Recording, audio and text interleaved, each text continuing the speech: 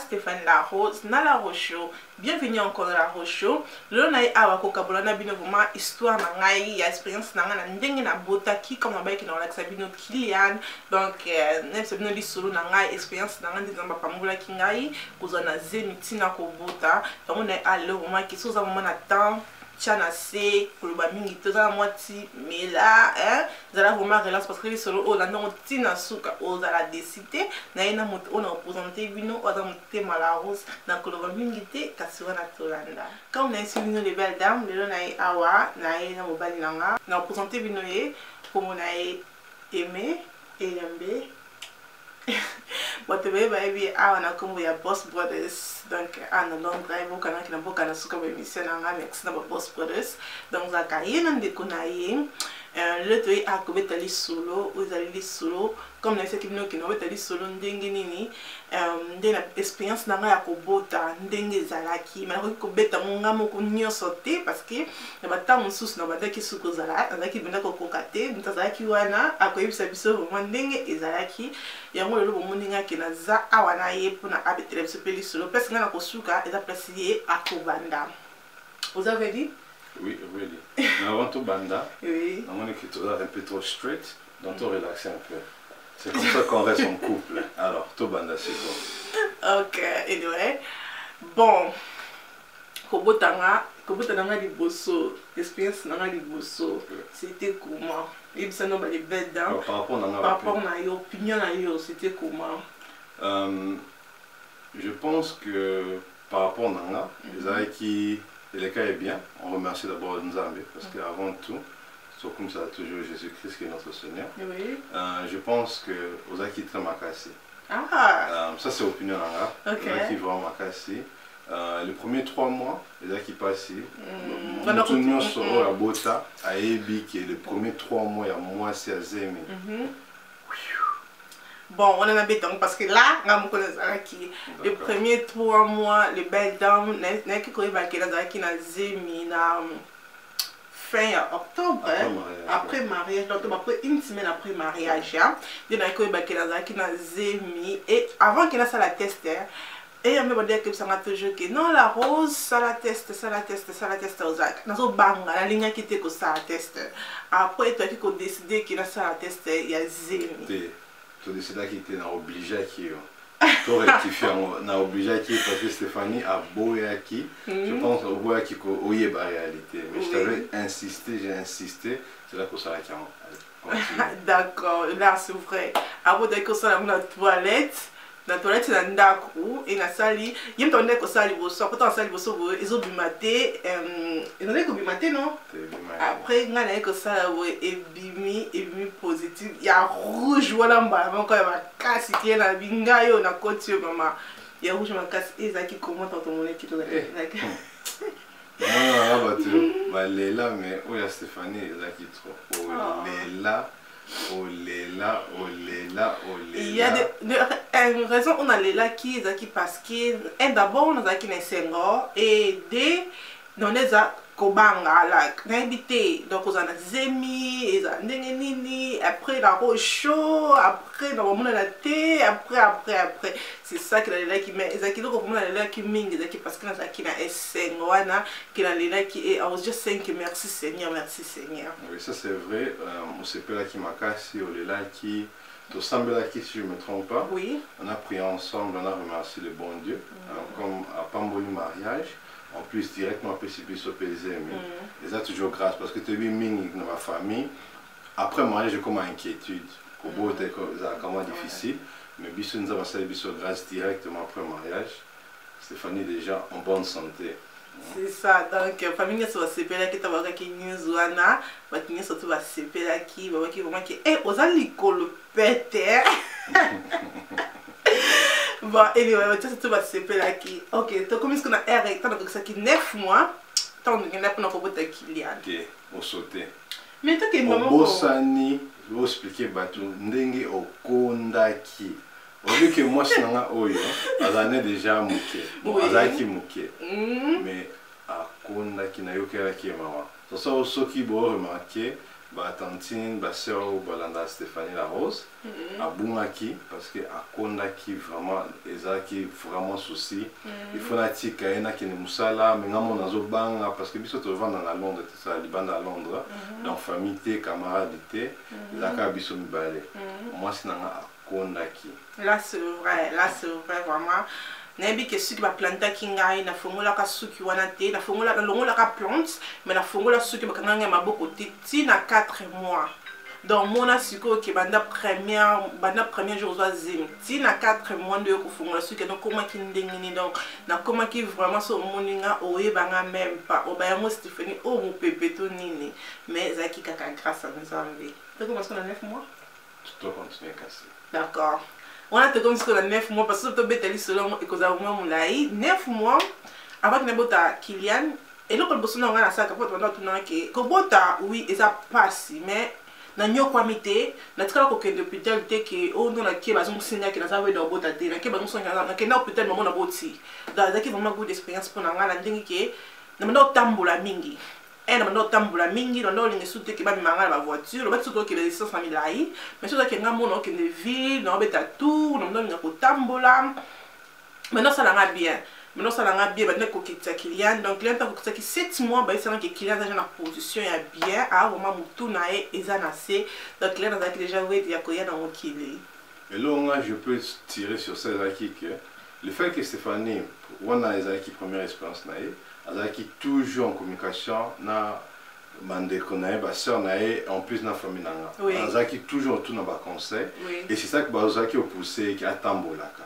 au moins donc c'était ça qui toujours sous conseil to ebi que zemi surtout na ba 9 mois comme difficile au bolembu mais le fait qu'Azaki n'a pas conseil, Azaki toujours qu'on se force à tambola. Parce que conseil est important, surtout ce qui est la première fois, expérience la première fois que autour de eux, au balingio, au solana, on sait comment problème expliquer, comme ça va conseiller.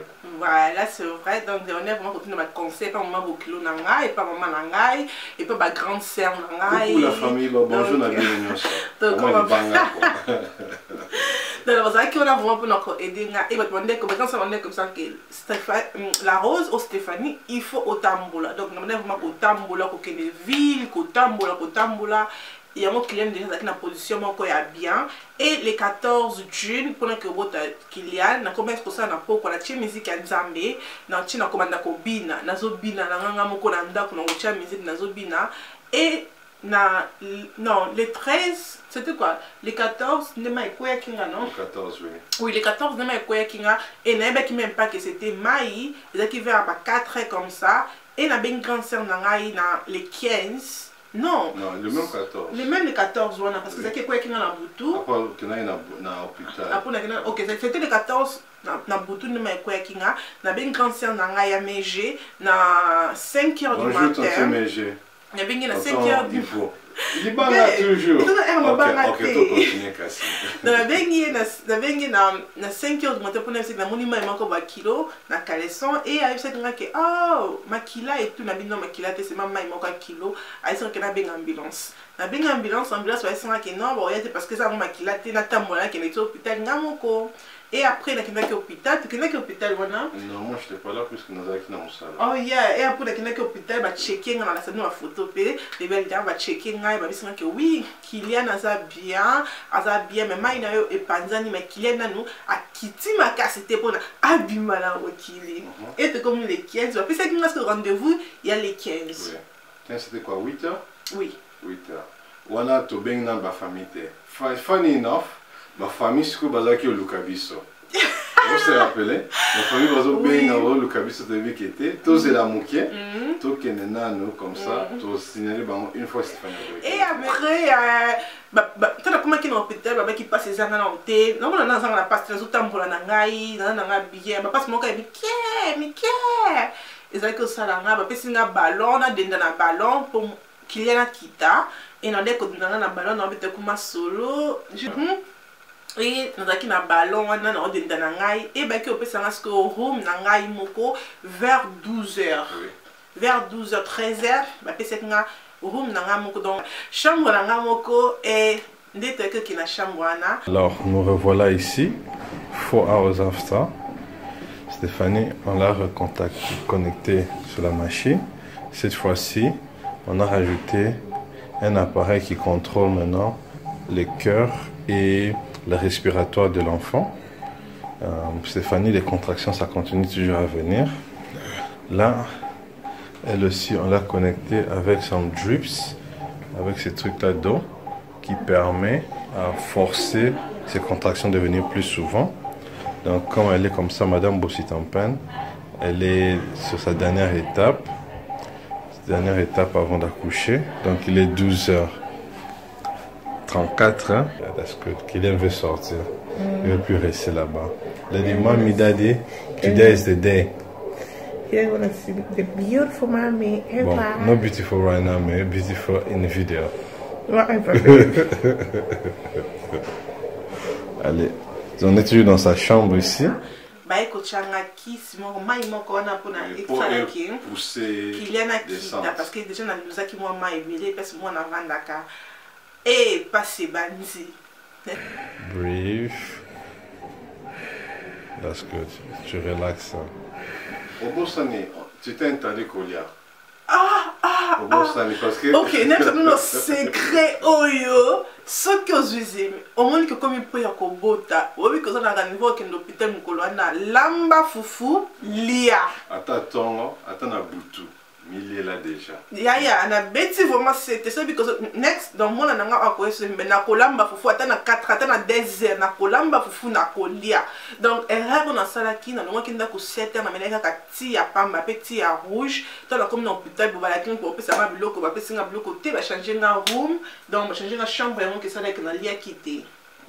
Allez, passer bandi 14, attends, passer bandi, on a passé comme ma casse, mais merci beaucoup parce que vous êtes toujours là pour nous supporter. Ouais. Donc, passer bandi ma casse, ma casse, n'a pas souvent dans le bac, c'est pas passer mon corps, il y a période. Passe la période des accords. Même si on a passe la période, ils ont encore passé mon corps. Bon, c'est pas ça peut être ils ont comme ma casse. Donc, ils ont anytime que M se zoya, ils ont comme ma casse, ils ont comme ma casse, mais ils ont encore passé la période. Pour une expérience, on a dit que le corps passe voilà. Mais après, il y a quelque chose qui passe la période, ils sont passés voilà, tout ça passe ya nini. Donc, nous avons des cas qui passent ya nini et na comment qui vraiment collé là, na comment que na ganga, bango ba ça qui ganga dans l'hôpital. Mais puisque ba malade musubaza so yozo ganga osa comme ça na ndaku yomo okaka donc can you imagine yeah ozana pasi ya zemi pasi bimisa mutu na mokili ozana obengo peut-être pour aller pour oganga bisika pasi oza oganga et ye na midwife na ozebisanga nini ki koganga te na bandaki koganga et da combien ko senga MC ko betanga tonga. Oui, je me rappelle de ça. Yeah. Le problème c'est qui je pense que Stéphanie Bossani est que quand on va faire ça qui est au room à 12 heures. Oui. Et injection parce que balinga qui est mon akita. Oui. Bah PC biso 4 heures. Bah le but il faut tous la 16 heures comme ça on va checker sur ce mois na akiti assez. Ah d'accord, yeah. Oh c'est la oui. Je pense peut-être va faire tiche mais bah ça qui est 16 heures. Oui. Donc de 12 heures 16 heures. On a bourse en été à l'été. Depuis le jour avant à l'été, Amérique à l'été. Énergie, c'est là qui sucre, c'est là qui. Mais bah chaque qui c'est à sucre, je m'appelle. Ah quand même bah. Bah chaque comment qui c'est moi, bah ça comment sucre. Ah bah ça qui n'a méda qui hein. Bon bah qui n'a méda qui parce que c'est ça qui a énergie, oui. Na bien et bah méda qui va c'est une énergie et après on passe bandi ma casse na comme bah bébé tout soit tonga si tonga mu Congo et n'est que rappelons qu'on a grande sœur na ya MG. Ah non, MG beta abenda qui n'a vraiment matoi. Abdanga ko beta tonga te kozo tonga mukongo te merci yaya na ndé vraiment au conseiller na conseil au kamalamu et tant que ça qu'est-ce que pour tout tonga de 12h à 16h c'est quoi quand 16h est coquille bah il y a des sous ouais bah inspecter voilà le but qui était nana comme il prêtait on est comme ce problème parce que pas c'est comme qui vraiment m'a cassé moi si azolé là à Lembi à Toki au moins quand on toki on a ma photo ndé ma photo l'examen toki vraiment comme ça à bord on les appelle on a eu code one d'accord donc à Toki 16h c'est pas bon oui c'est que bah le but ok soit tu baki si encore maï tous et la je pense 18h parce qu'ils ont tous les 4 oui, heures. c'est 18h. Ou bien Mathieu Tonga. Mathieu Tonga passe après ce papier de Tanga. Oui. Tonga c'est ça la canine. Et si M ça Tonga, azo papier on a Tanga, M ça talinga habité. Tous qui ba 15h, ou bien tous qui ba 16h, 17h ce qu'on boit tité, n'est tous 8 Tonga. Ngabi ah OK d'accord tout ça la bon et tous qui papier là to bois qui tout qui n'a pas si peu. Donc c'est nous bête patient wapi. Après on a eu bête la matière. Je me rappelle ça qui docteur il y a un indien mort où il y a Mobali aïe non il y a moi aussi aïe c'est là hier c'est quoi remarqué que Stéphanie a commis prête parce que je me rappelle que bah comment qu'il y a au moins 8 personnes mais avec ton midwife on attend à mon aïe qui n'a gagné ma casse avec autant la scindé à finir qui bouton et ne bah qui comme 8 maman de la moko bah ko kota la kangi porte tout bah comment benda makolo nange matibo e ba bota ba mine opération les alaka makolo matibo et I was thinking like what's going on après maintenant tout na babe is Kylian Aza bien et Kylian Aza qui bien Kylian Aza qui très bien parce que Bacha qui bien parce que on a évité ça de se rappeler mais Bacha qui comme pas na pas de on qui pour et permettre ba on ba lier ba respiration moi parce que Bacha qui est là bah coup de il y a mon thème comme les battre là mais oxygène peut les voir oxygène mais il y avait un temps que oxygène c'est que moi on a oxygène à les qui c'est qu'on flat oui parce qu'il savait pas seulement azo brûle ou pas si ça va bien sûr qu'il faut naïf ça qui ça can you imagine akusinga atabino moko est-ce que moi si oyo azo bota na ba stress pour na ba fatigue oyo c'est que moi na mutema stopper yeah après tant wayaki bah qui a presque tout bah 8 boy bah qui maman ma kenga qui va porte wana ba matisinga makolo après ba bisinga que OK wana poso mona mona na yo na bi yes il faut listen to il faut oyo kabiso donc ce tokoloba na yo il faut oyo kabiso ngana OK na oyo kabino OK banda ce ko pousser au ça doit se pousser au pousser ça doit pousser donc c'est ça balboso au bota non même c'est ma que yo que la moto oyo azobotisa yo quand balobake c'est babi qui est poussé au pousser c'est babi qui est pousser te donc ça qui vraiment parce que même comme ça nanga batonde que ça que ah soit ce que pousser te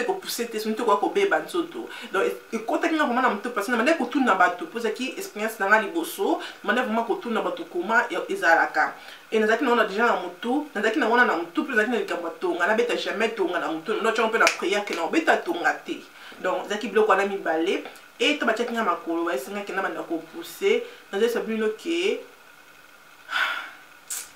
développer non on a c'est quoi dans le bac il y a une partie où il est très important que mon balai et moi je suis bien papa à moi azalawana en tout cas ce qui est possible oui. Parce que c'est ça le moment le plus difficile pour moi si ayeba surtout que yeba que mon balai azawana soutien et c'est très important parce que pendant que bah nurse on va zo le bas pour se bien pour c'était ngape nazo passer le même message au moins non si mais liboko nazawana pour na torsionner liboko le même c'est ça on a tinaté mais les jours là ils qui vraiment la team dans la communauté donc les a tinaté donc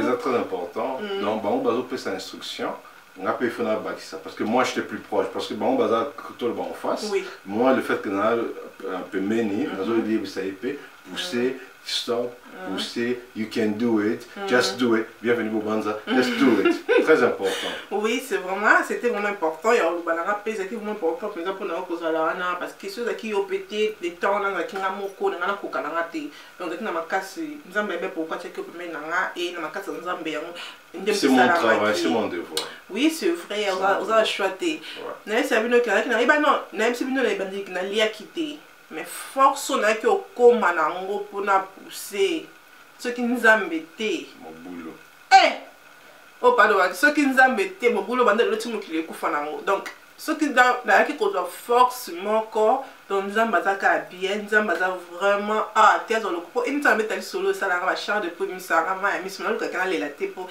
dans un moment mais capé ça toujours en forme donc na qui vraiment ko push on a ça nos photos na qui ko push premier tout na push voyez mon toi Kylian suki na et monanaki parce que Kylian a vraiment na suki ebelé comme papa na là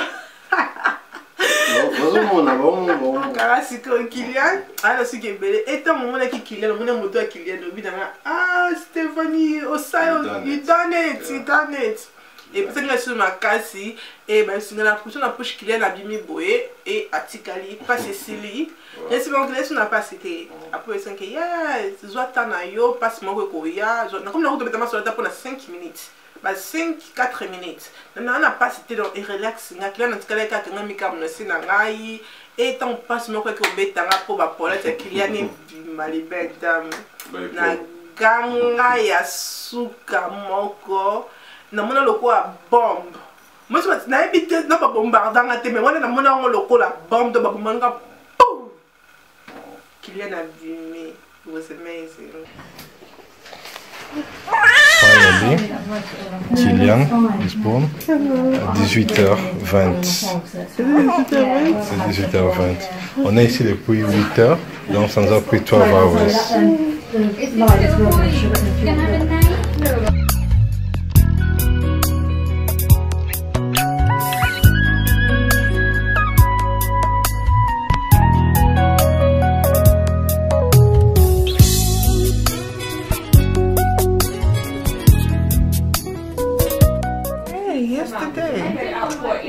Zakiliwa but na longi yango pona za molongi pona cha una prière kina longa e nzambo kina mawa wasazinga césarienne te wachanga tomate so everything went well and then I'm glad of myself and then thank you to my husband to be there as well. It was really good. I loved it yesterday. I loved the fact that you were so strong. You didn't give up. It was difficult, very, very difficult. I was there, but you did really, really well. That's why I got you flowers. Look at this balloon. That's your first, well, it's not your first present. Mommy got your first present. Yeah? That's your first one que Daddy Boy himself. Yeah. That's my son. Donc, c'était vraiment ça, non? C'était ça. Aussi, une autre chose que je voulais dire encore pour Nami Bali. Expérience Wana, parce que beaucoup de gens disent que tu es dans le cocaté, que moi c'est abouti, c'est sale, tout ça. Stressant, mais je pense que c'est une expérience très importante pour la couple. Vraiment important. Pour la couple, parce que les moments difficiles, c'est là qu'on y est aligné. Et pour Nanga, ça me donne encore la fierté de savoir que moi, c'est Nanga à saler en haut pour Nabiso. Parce que les noms, moi, Nabiso.